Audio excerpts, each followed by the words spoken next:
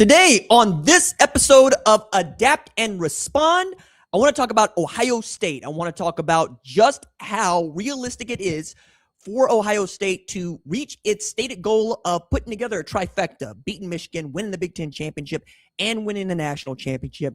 Who their best player is by far, how difficult it is going to be to replace those 4 first-round draft picks, let alone on the defensive side, and the challenge, once again, of having a new set of coordinators on both sides of the ball because you haven't had 2 guys in that spot, defensive and offensive coordinator, back-to-back years in some time, as Ryan Day has done everything to keep this together. And oh, by the way, Julian Sayin is in the running for being one of the best players in all of college football, not unlike his teammate. All that coming up after the bumper.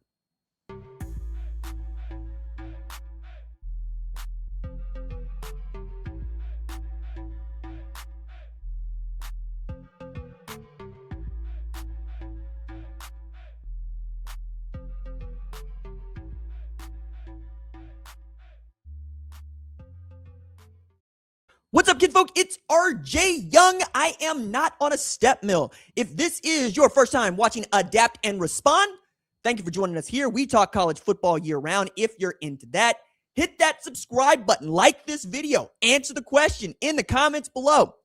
Will Ohio State become the second team in the history of college football to run the table 16-0 following the team that they finished runner-up to in the Big Ten last year after losing the Big Ten championship, Indiana? And as wild as it is to say, that is what we're dealing with in 2026. We're dealing with Indiana being at the top of the heap. Indy friggin' Anna.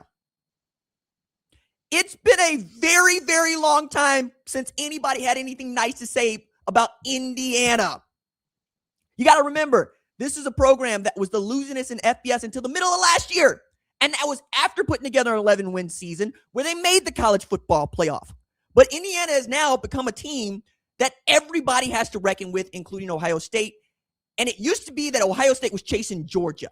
It used to be that Ohio State was chasing Alabama. It used to be that Ohio State was chasing LSU. It used to be that Ohio State was chasing Clemson. Now, it's chasing the programs in its own damn conference, which is both good for the conference, bad for the Buckeyes. That said, wasn't that long ago that the Buckeyes won a national championship 2024 in a gotta-have-it year. I mean, after losing to Michigan the way they lost to Michigan 2024, they had to burn the ships and say, hey, either we taking the castle in front of us or we not coming back home. Burn the boats. This is who we are now. We own this island or we die on this island. That worked for them. Coming around 2025, it looked like it was working once again, even with Julian Sayin in his first year starting quarterback, new running back room that hadn't done much to prove itself. And yeah, you got Jeremiah Smith, but you're without a Megabuka.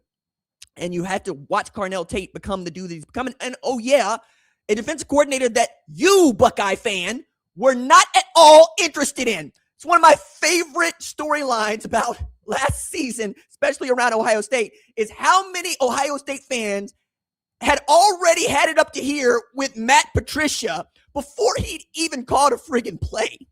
So many were like, hey, I don't like this. I seen what he did at Detroit. I seen what he did in New England.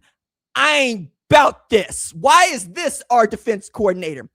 And some of you, to your credit, was like, hey, Ryan Day has earned this. If this is who he wants after 2024, if this is what he wants after Jim Knowles goes to Penn State, then so be it. And then Matt Patricia said, hey, I know what I'm doing. I know what you expect.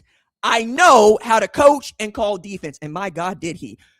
Year after they had one of the best defenses in all of college football, they had one of the best defenses in all of college football.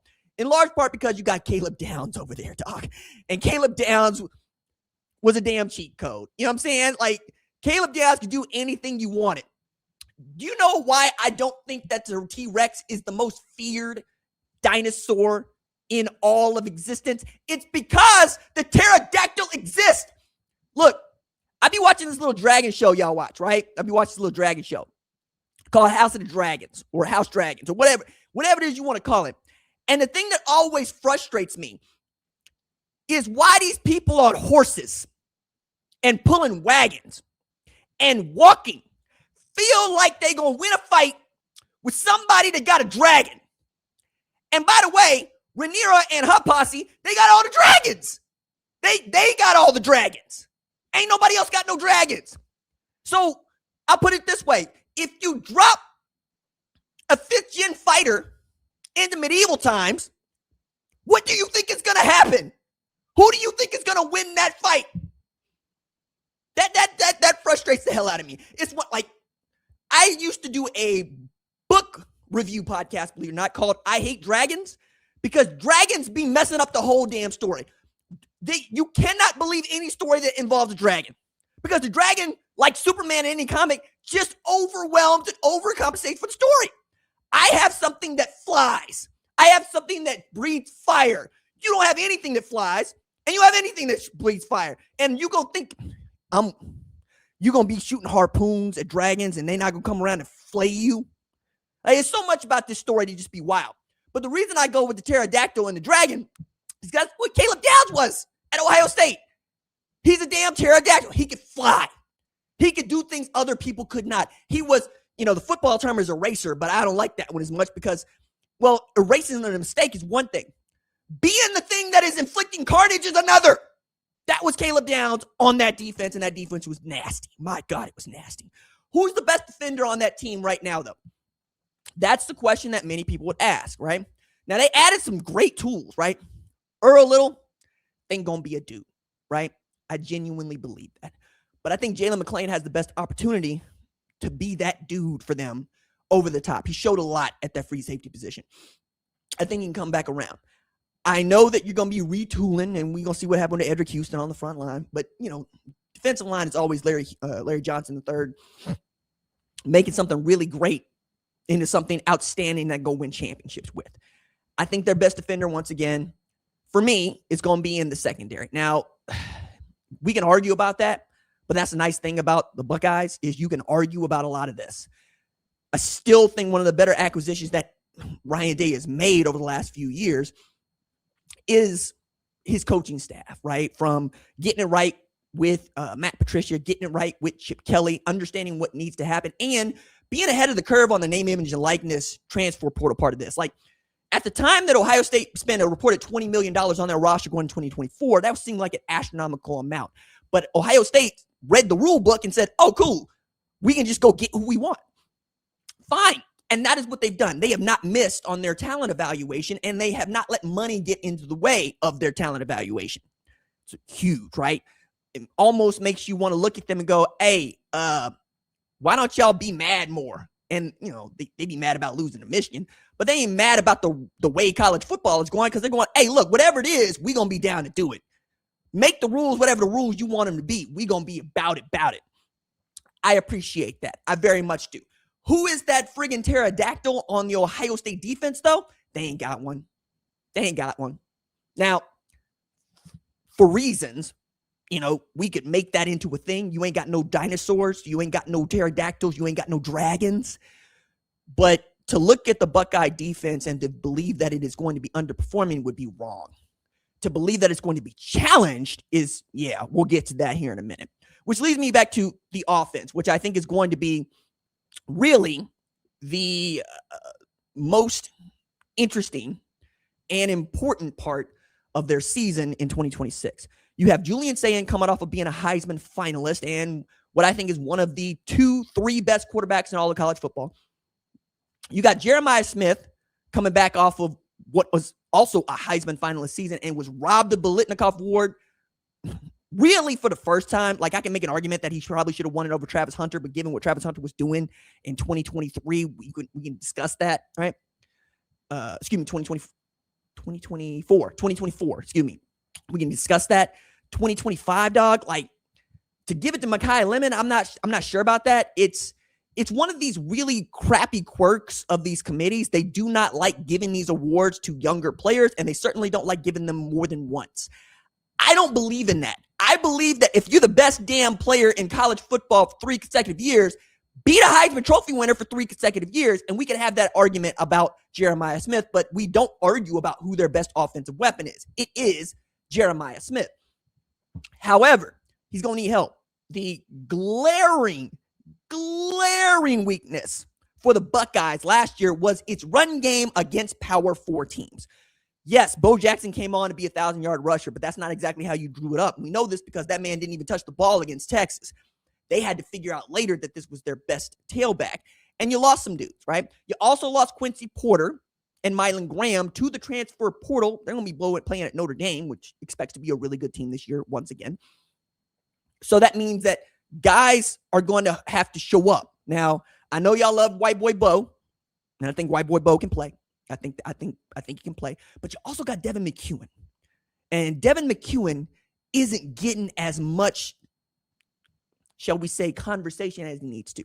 That's one of the 10 best returning wide receivers in the country. It's at UTSA last year. That's why you're not really that familiar with him. Kyle Parker's also there. You're going to have dudes, is what I'm saying, right? Along with Brandon Ennis. You're going to have 3-4 dudes that can do this. You're going to have a different wide receiver coach, and there's a lot there, right? We know what Brian Hartline's legacy at Ohio State's going to be. Probably the best Ohio State assistant coach on the offensive side ever, right? I don't know that he's going to usurp Larry Johnson III, but you could see just by what he's been able to do and what the product has been, talking about 4 or 5 years of consecutive first-round draft picks wide receiver when we talk about Jeremiah Smith being that dude in 2027.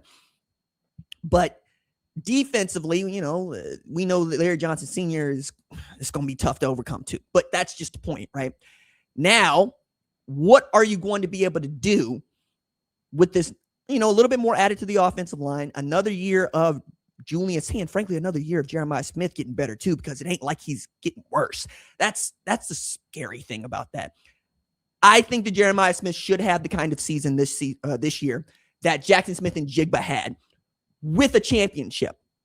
This team is that good. And the way that I have been looking at this team, and I think I even wrote this in my forthcoming 138, right? My ultimate 138, where I ranked all 138 FBS teams. Make sure I get this right. I said for 2 years, yes, that Jeremiah Smith is the best player in all of college football. But I think he should have become the first 2-time winner of the Biletnikoff Award. But that group of voters proved to be as feckless at the job as Oliver Grayson was at stopping Grand Regent Thrag in a fistfight in space. Where's your arm, son? Where's your arm? Or more to the point, you are not one of us. That's how I felt. Now, that said, what's the quarterback situation like? Well, the quarterback situation is outstanding. Julian Sand looks like a Heisman Trophy winner if Jeremiah Smith doesn't go off. Like it's the Shedeur Sanders, Travis Hunter conundrum. Do you give the Heisman Trophy to the wide receiver or the guy providing service, right? I think you go either way with this. And I think many people would love to see Jeremiah Smith win the Heisman Trophy, but because both of those guys are probably going to be very good, wouldn't surprise me to find out Julian Sand is a 4,000-yard passer with 40-plus TDs and single-digit INTs this year. Also wouldn't surprise me to find out that Jeremiah Smith's got over 1,600 yards receiving, 20 TDs, and they cancel each other out because somebody else somewhere has a great season like Fernando Mendoza did last year, right? But can they do what Mendoza and them did last year? We're getting to that.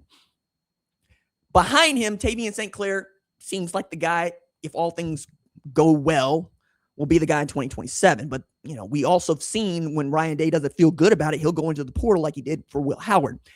And it looks like, that the shrewdest thing that I think the Buckeyes have done, both in the quarterback room but across the board, is to let guys go that want to go. Noah Rogers comes to mind. Bryson Rogers comes to mind. Julian Fleming comes to mind. Mylan Graham, Quincy Porter, we'll see. Aaron Nolan, we'll see. Devin Brown, got that one right.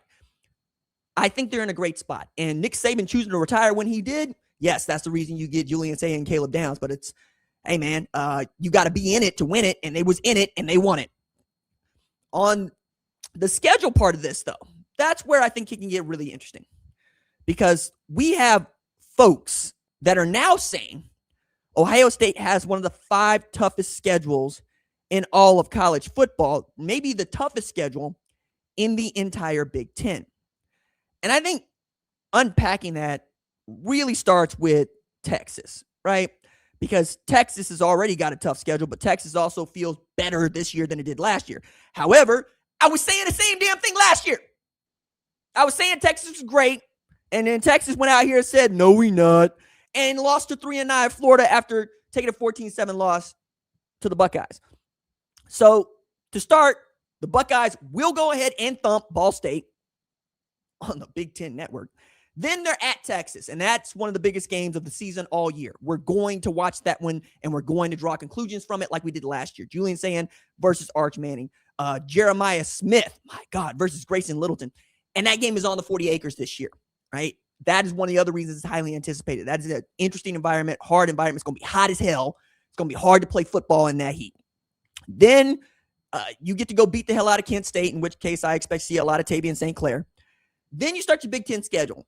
I'm not sold on Illinois. They're going to have Caton Hauser at quarterback, who was great last year at East Carolina, but East Carolina ain't playing the Big Ten. Then you got Iowa. You're at Iowa. We know that's tough.